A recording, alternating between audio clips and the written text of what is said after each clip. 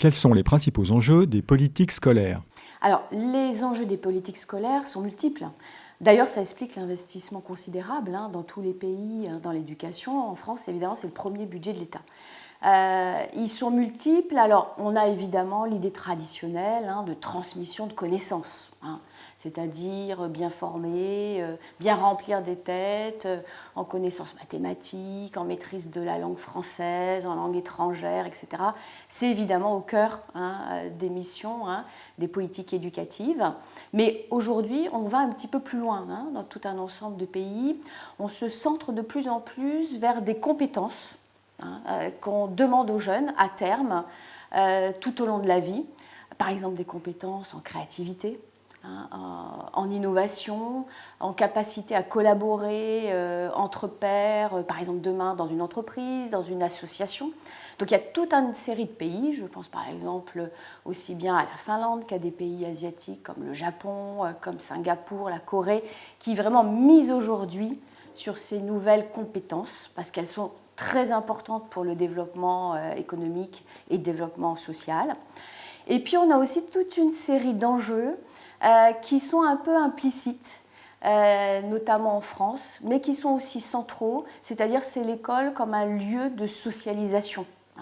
C'est-à-dire que si demain on avait tous nos jeunes qui étaient éduqués à travers par exemple des ordinateurs et de l'accès à des sites internet, on n'aurait plus cette école comme lieu de socialisation. C'est-à-dire que l'école, c'est vraiment aussi la fabrique sociale de la société de demain. C'est-à-dire que c'est finalement à travers l'école qu'une société va produire de la cohésion sociale, de la cohésion nationale. Comment la France se situe-t-elle sur le plan international en termes de performance du système éducatif?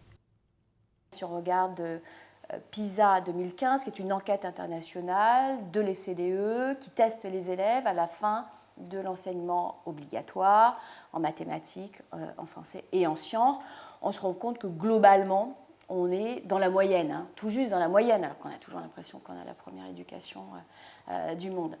Mais je dirais, ce n'est pas tant que ça, cette position très moyenne de la France, qui pose vraiment problème dans le cas français. La singularité du cas français, c'est l'importance des élèves en difficulté scolaire. C'est-à-dire qu'on a beaucoup d'élèves dont on voit bien que les connaissances et les compétences en mathématiques, en français, vont poser problème après pour une formation tout au long de la vie. Et puis, le point encore plus noir du système français, c'est son niveau très, très, très élevé d'inégalité sociale. La France a malheureusement le triste palmarès d'être en tête, et de façon récurrente dans tous les palmarès, en tête des pays de l'OCDE pour le niveau de reproduction sociale de son école. Et ce triste record se dégrade. On était à peu près dans la moyenne des pays de l'OCDE au début des années 2000, et aujourd'hui, de façon récurrente, dans toutes les dernières enquêtes, on est parmi les pays de tête, quelles que soient les disciplines, pour les inégalités sociales à l'école. Et autre résultat sur lesquels on doit réfléchir, c'est nos inégalités d'origine migratoire.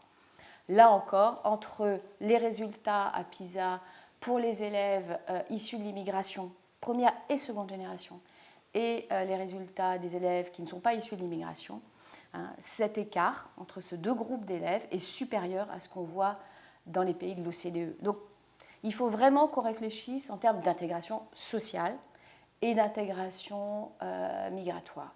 Et on a un dernier point d'alerte, je dirais, sur les derniers résultats des évaluations. C'est une discipline particulière qui se dégrade très fortement, ce sont les mathématiques. On était plutôt bien positionnés au début des années 2000, au-dessus de la moyenne, par exemple, en mathématiques, dans les premières vagues de l'enquête PISA, résultat à 15 ans. Aujourd'hui, tout ça s'est dégradé. Or, c'est central, parce que les compétences en mathématiques, demain, c'est les capacités d'innovation, c'est toute la production technique, c'est la créativité, c'est la recherche-développement. Voilà. Donc, élève moyen qui doit mieux faire. Comment expliquer cette situation et quels sont les points positifs?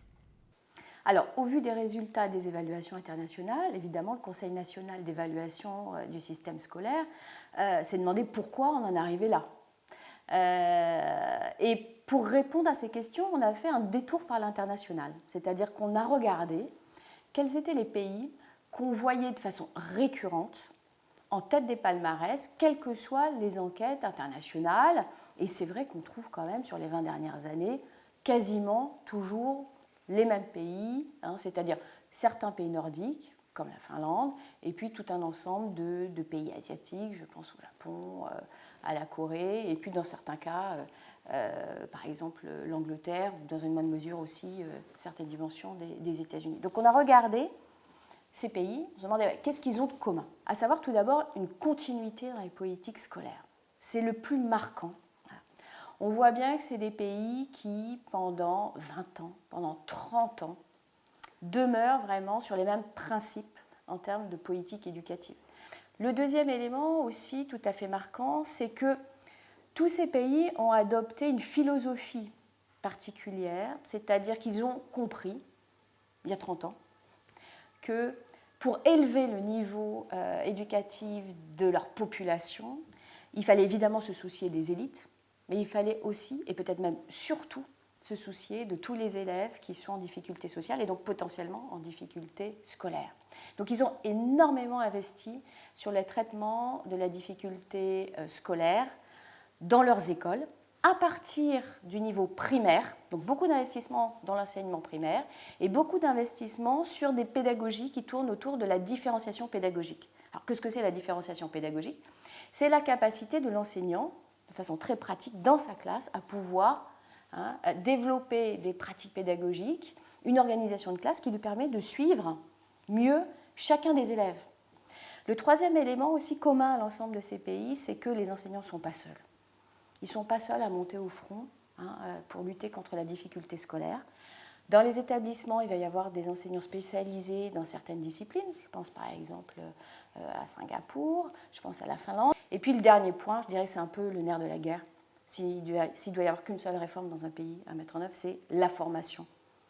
La formation des enseignants. Alors la formation initiale, c'est-à-dire avant que les enseignants rentrent en poste, mais surtout la formation continue. Par rapport au cas français, très clairement, je dirais que sur les 10 dernières années, il y a une vraie prise de conscience dans ce pays que c'est fondamental, qu'il faut investir, que ce n'est pas seulement les moyens qui comptent, et que ce n'est pas seulement la formation des élites qui compte, qu'il faut vraiment réfléchir plus largement en termes de politique scolaire.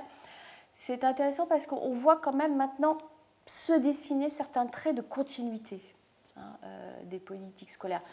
Par exemple, je le disais, à l'étranger, il y a vraiment ce souci de ne laisser personne à côté de la route. Ça, c'est une idée qui commence à faire son chemin largement en France depuis le dernier quinquennat, avec des dispositifs comme plus de maîtres que de classe. Aujourd'hui, avec les CP dédoublés, voilà. Donc on se dit, il faut investir au début, parce que si on n'investit pas au début, les élèves sont perdus par la suite. Voilà. Et ça, ce n'était pas le système français, puisque comme on investissait dans les élites, on investissait au contraire beaucoup au niveau du lycée, et beaucoup moins au niveau du primaire par rapport à l'ensemble de ces pays. Et puis la formation des enseignants, ça aussi, ça commence vraiment à être compris comme une dimension fondamentale.